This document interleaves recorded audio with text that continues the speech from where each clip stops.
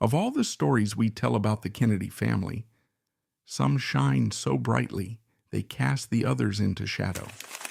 We know the legends of Camelot, the charismatic president, the brilliant attorney general, the tragic last brother. We know the glamour, the power, and the terrible public heartbreaks. But what happens to the children born in the eclipse of that great, blinding sun? What becomes of those who carried the famous name, but not the political destiny? Today, we're not walking the corridors of the White House or the hallowed halls of Harvard. Instead, we're heading west to the sun-drenched, shadow-filled boulevards of Hollywood, because this is the story of a different kind of Kennedy, a child born not just of political royalty, but of Hollywood aristocracy, a girl whose inheritance was a cocktail of immense privilege and profound neglect, of front-page fame and private abandonment. This is the forgotten story of Victoria Lawford, the girl who was supposed to have it all and who spent a lifetime trying to survive it. Her life is a quiet but powerful testament to the fact that sometimes the most challenging place to be is on the edge of the spotlight, lost between two worlds that promised everything but delivered a very different and much harsher reality. To truly understand Victoria Lawford, you have to picture the world she was born into.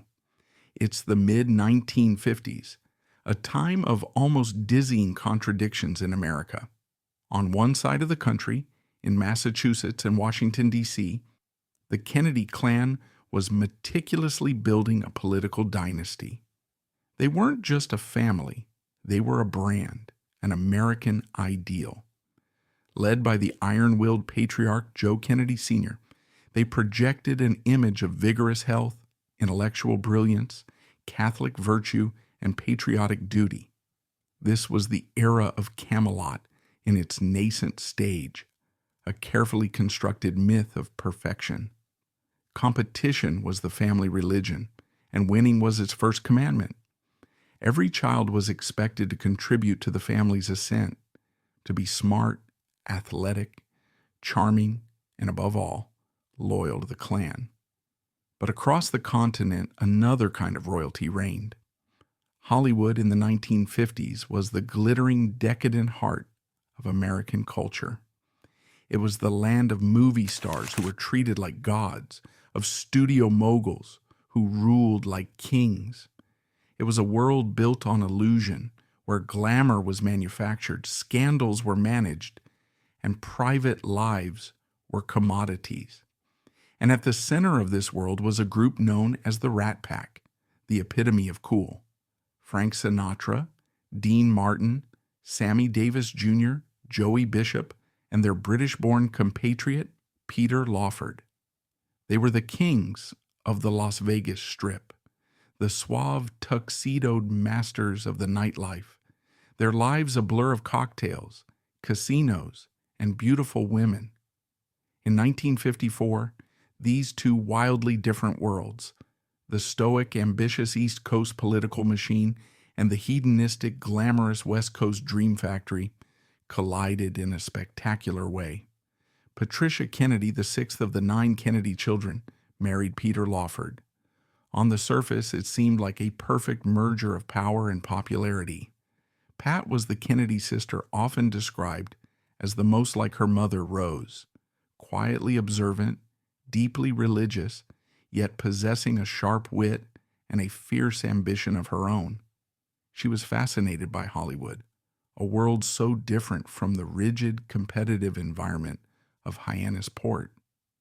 Peter Lawford was the handsome, debonair English actor with an impeccable accent and an easy charm. He was the ultimate insider, a man who moved effortlessly between movie sets and exclusive parties.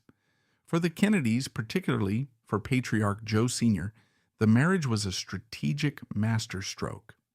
Lawford gave them a direct line into the heart of Hollywood, a powerful tool for fundraising, publicity, and cultivating influence. For Peter, Marrying a Kennedy gave him a legitimacy and a proximity to power that no film role ever could. He became the Rat Pack's official ambassador to Camelot and the brother-in-law to the future president of the United States. It was into this explosive, high-stakes union that Victoria Frances Lawford was born on November 4th, 1958, in Santa Monica, California. She was a child of two dynasties, a living embodiment of the fusion of Washington power and Hollywood glamour. Her godparents were not some local priest and a family friend. They were Frank Sinatra and a Kennedy cousin. From the moment she drew her first breath, she was swaddled in impossible expectations. She was a Kennedy, expected to be brilliant and driven. She was the daughter of a movie star, expected to be beautiful and charming. Her life was supposed to be a fairy tale, a seamless blend of the best of both worlds. But reality, as it so often does, had a much darker, more complicated script in mind.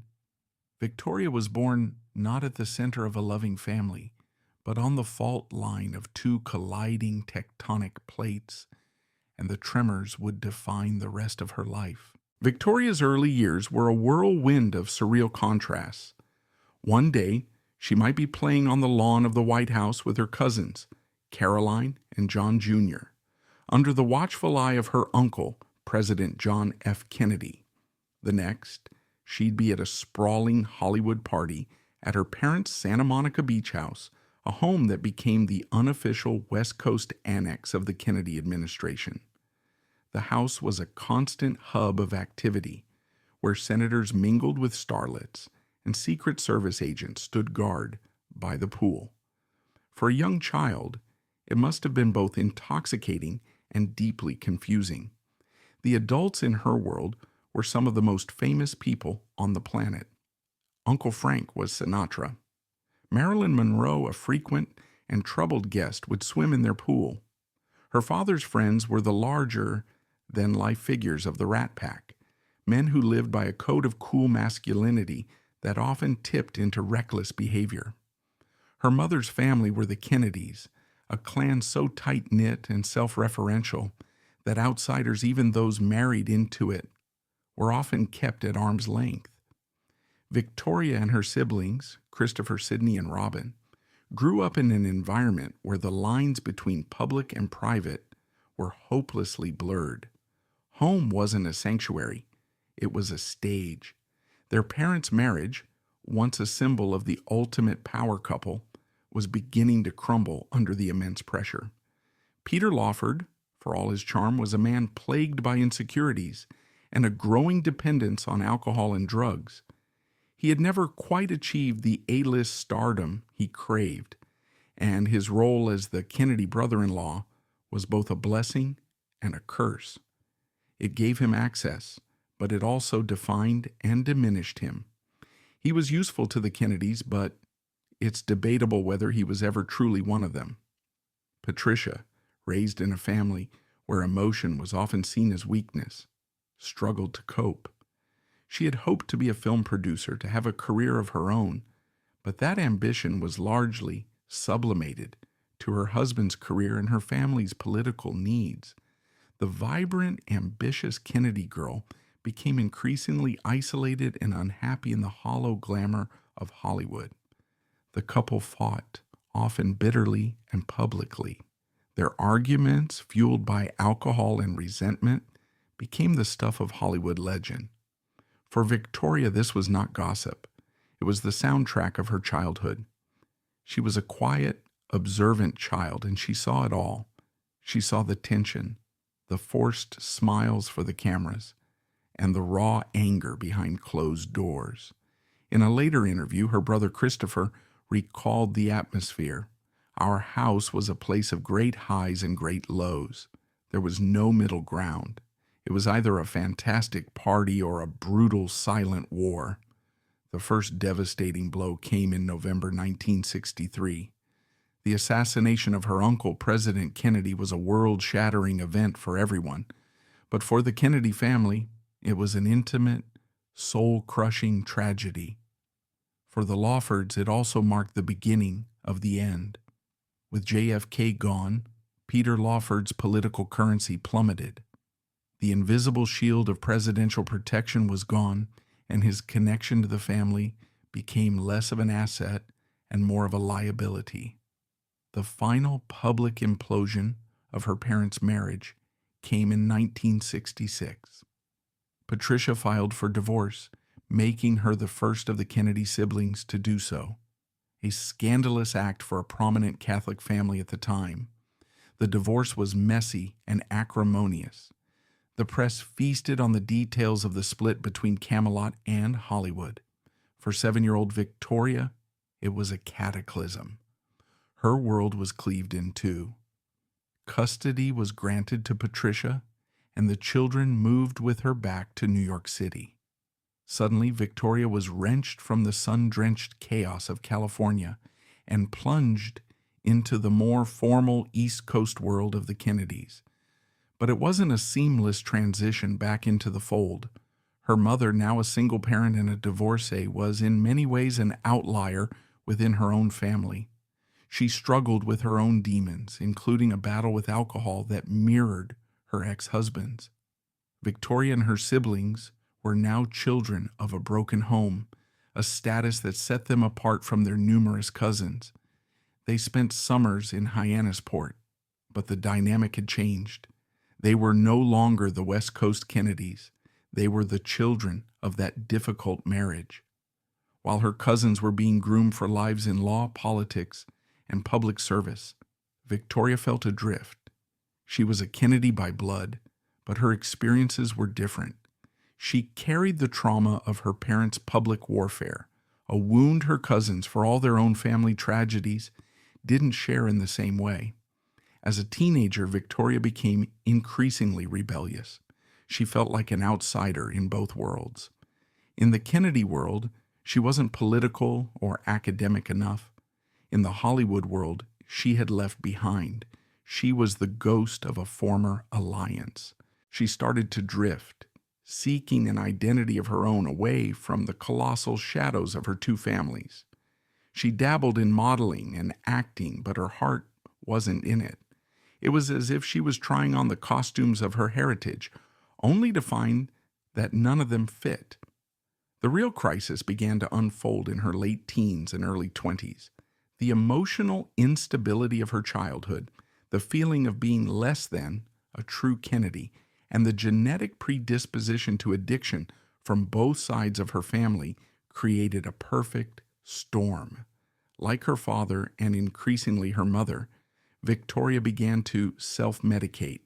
She fell into the party scene of New York in the late 1970s and early 80s, a world of nightclubs, drugs, and fleeting glamour.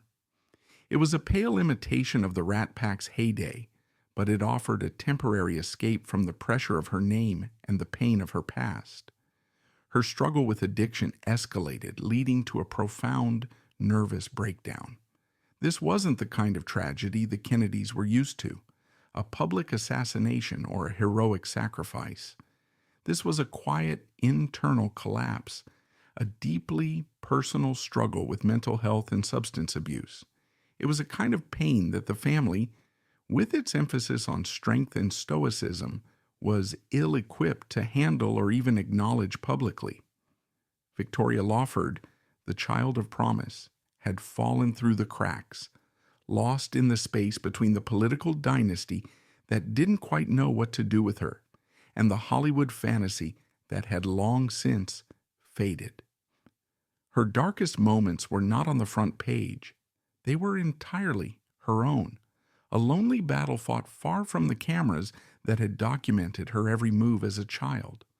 The life of Victoria Lawford is a tapestry woven with threads of deep personal pain, much of it hidden behind the facade of her famous name. To understand her journey is to look beyond the headlines and into the quiet rooms where a young girl tried to make sense of a world that was both dazzling and destructive. One of the most poignant and rarely discussed aspects of Victoria's early life was her relationship with her father, Peter Lawford, after the divorce. While the official narrative was one of a clean break, the emotional reality was far murkier. After Patricia moved the children to New York, Peter's contact with them became sporadic and often painful. He was a man adrift, his career in decline, his health failing due to years of abuse. He would call, sometimes drunk, sometimes filled with a maudlin sentimentality that was confusing for his children. Victoria, in the few interviews she has given, has spoken with a kind of sad clarity about her father. She remembered him not as the debonair movie star, but as a fragile, broken man. There's a heartbreaking anecdote that captures the essence of their relationship. As a teenager, she once went to visit him in California. She found him living in a much smaller, lonelier home, a shadow of his former self. He was still chasing the glamour, still trying to be Peter Lawford, but the magic was gone. She saw the desperation in his eyes, the deep well of sadness that his charming persona could no longer conceal. It wasn't a reunion with a glamorous Hollywood icon. It was a daughter witnessing the slow, painful disintegration of her father. She loved him, but his unreliability and his own deep-seated problems made a stable relationship impossible. He was a source of both love and profound disappointment. This sense of abandonment was compounded by her relationship with her mother. Patricia Kennedy Lawford loved her children fiercely, but she was a product of her own rigid upbringing and was battling her own significant struggles with alcohol. Raised in a family where showing vulnerability was a cardinal sin, she lacked the emotional language to comfort her children through the trauma of the divorce and their father's absence.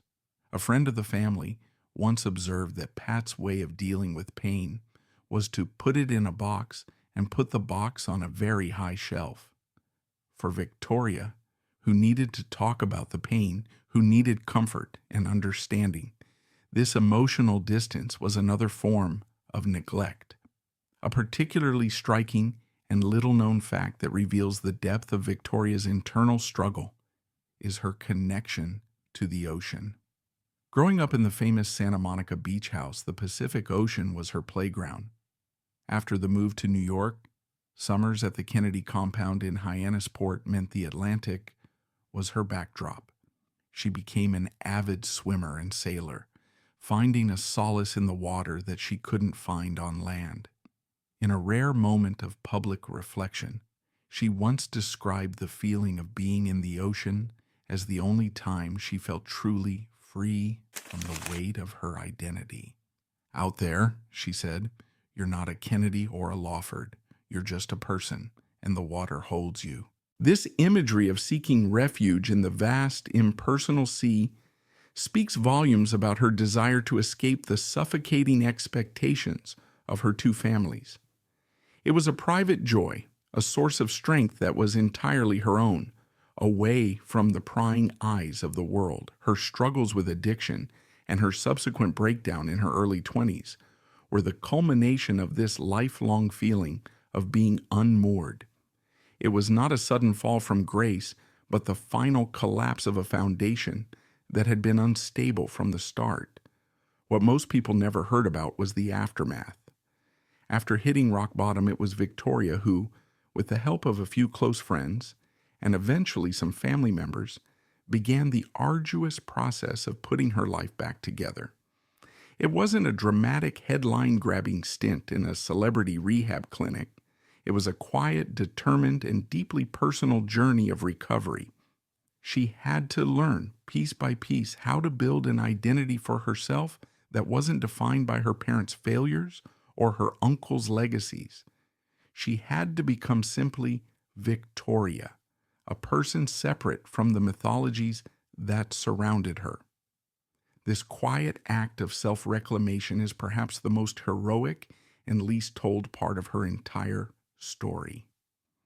The story of Victoria Lawford is inevitably tangled in the controversies and unresolved debates that defined her parents and their era.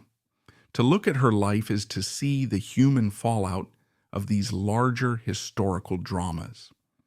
The central controversy, of course, revolves around the very nature of her parents' marriage and the complex, often toxic relationship between the Kennedys and Peter Lawford. One of the enduring historical debates is about Peter Lawford himself. Was he a calculating opportunist who used the Kennedys for fame, or was he a genuinely charming but weak man who was ultimately chewed up and spit out by a family far more ruthless than he was? The truth, as is often the case, likely lies somewhere in the middle. Lawford undeniably benefited from his connection to JFK. He became a producer, a political emissary, and a man with unparalleled access to power. He reveled in his role as the brother-in-law, the link between Washington and Hollywood. However, after JFK's assassination, his position became precarious. The most controversial moment came when Robert F. Kennedy, then Attorney General, effectively excommunicated him from the family. The reasons are complex, but they seem to stem from a belief that Lawford had not done enough to protect JFK, perhaps by exposing him to the seamier side of Hollywood or by failing to manage delicate situations. There was also the infamous incident where Frank Sinatra had built a helicopter pad and prepared his home to host President Kennedy, only to have the visit canceled at the last minute, reportedly on RFK's orders. Sinatra blamed Lawford for the snub, and their friendship, along with the Rat Pack's core, was shattered. Lawford was blamed for JFK's dalliances and for being a bad influence, becoming a convenient scapegoat for a family closing ranks in his grief. Victoria and her siblings were caught in the middle of this bitter fallout. They were the children of the man the family had cast out. This created a layer of complexity to their identity as Kennedys. While they were loved, there was always an unspoken asterisk next to their names. This unresolved tension, the question of their father's loyalty and the family's harsh judgment, is a crucial piece of their emotional inheritance. Another area of debate surrounds Patricia Kennedy. She is often portrayed as one of the more tragic and overlooked Kennedy siblings. Unlike her sisters Eunice, who founded the Special Olympics, or Jean, who became an ambassador, Pat's ambitions were thwarted. The controversy lies in interpreting her life. Was she a victim of the patriarchal expectations of her time and family, a woman whose own dreams were sacrificed for her husband and brothers? Or was she a more complex figure, a woman whose own choices and struggles, including her battle with alcoholism, contributed to her unhappiness? Biographers have noted that Pat possessed a keen intelligence and a deep desire to be a producer in Hollywood, a field completely dominated by men at the time. Her marriage to Lawford was her entry ticket. But once inside, she found herself relegated to the role of hostess and wife. Her increasing reliance on alcohol can be seen as a response to this deep disappointment. For Victoria, seeing her mother, a brilliant, capable woman, subside into a life of quiet frustration and addiction provided a painful and confusing model of womanhood. It complicates the simple narrative of a glamorous life, revealing instead a story of stifled potential and private despair. Finally, there's the controversy of how we view Victoria's own struggles.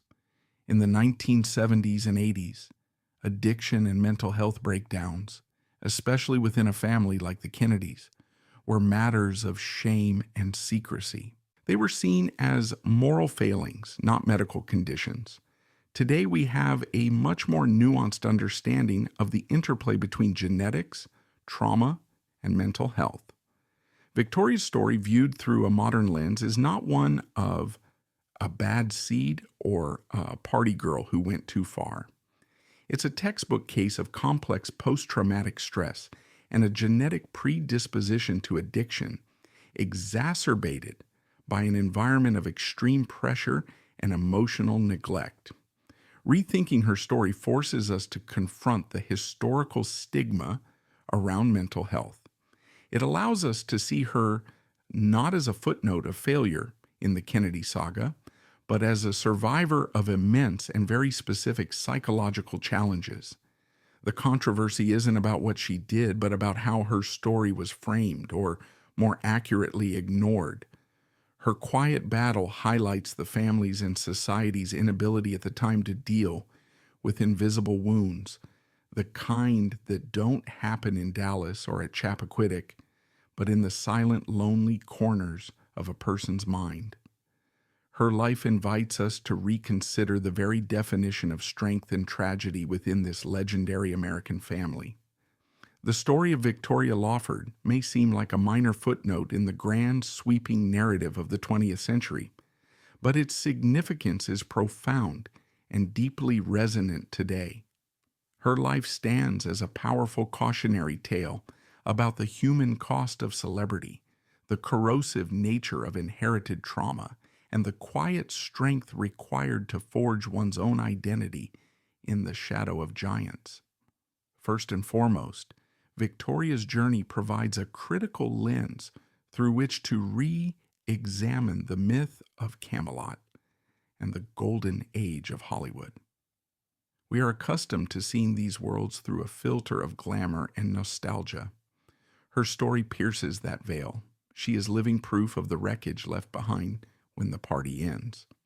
Her life demonstrates that the fusion of political power and celebrity culture, which seems so quintessentially modern, has deep and often destructive roots.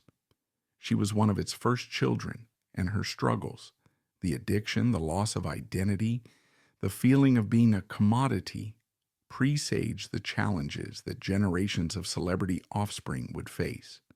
Her experience serves as a historical anchor, reminding us that the pressures of public life, when combined with private dysfunction, have always created casualties. Furthermore, Victoria's story has significant emotional and cultural importance in what it teaches us about so-called generational curses and the inheritance of pain.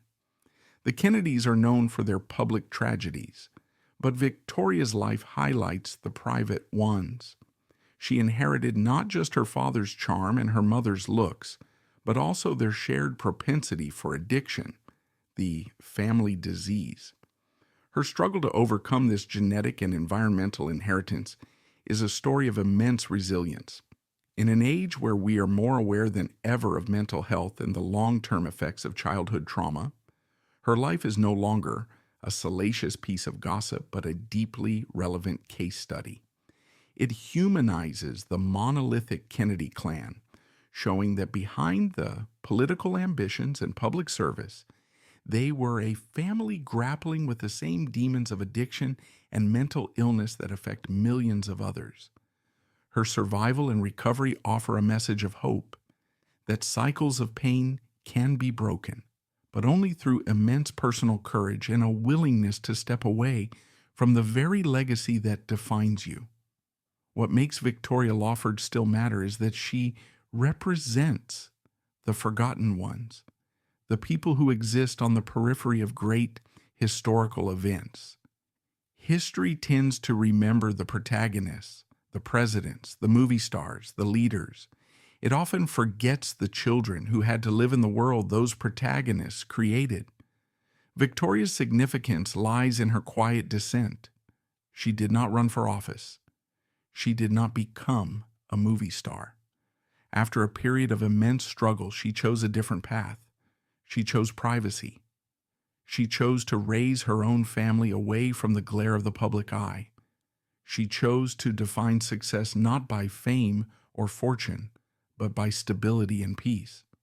This choice is, in its own way, as radical and significant as any political victory. In a culture that is increasingly obsessed with fame, where private lives are voluntarily put on public display, Victoria Lawford's retreat into a normal life is a powerful counter-narrative. She reminds us that the ultimate freedom can sometimes be the freedom from being known.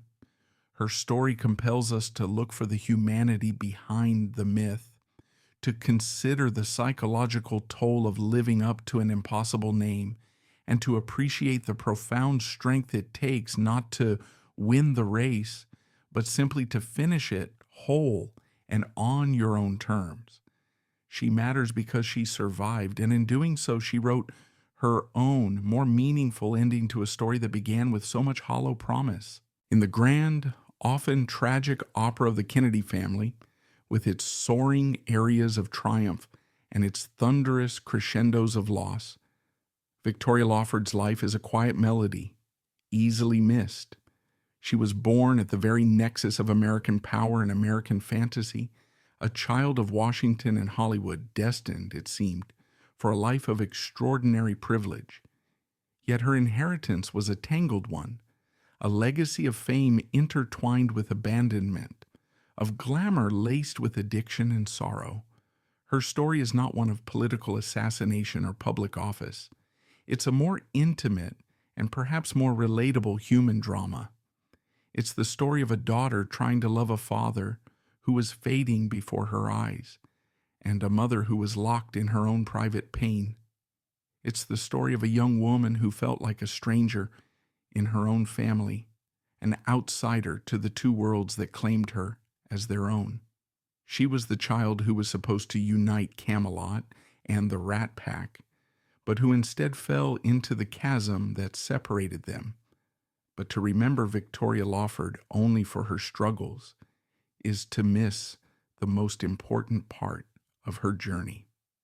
Hers is ultimately not a story of collapse, but of quiet, determined reconstruction. After weathering storms that would have broken many, she did something remarkable. She chose a different path. She stepped away from the blinding lights and deafening noise of her heritage and deliberately built a life of normalcy and peace. She found love, raised a family, and dedicated herself to community work, all far from the public gaze. Her life is a poignant reminder that the brightest lights cast the darkest shadows, and that true strength isn't always found on the public stage. Sometimes the most heroic act is the private battle to heal, to reclaim oneself from the crushing weight of a famous name. Victoria Lawford's story offers no grand political lesson, but a profound human one. It teaches us about the enduring power of resilience, the quiet dignity of survival, and the simple, beautiful courage it takes to find your own small patch of sunlight, far from the shadow of the myth. That's a wrap for today's video. If you enjoyed it, smash that like button, drop us a comment below, and don't forget to subscribe so you'll never miss our new content. Thanks for watching.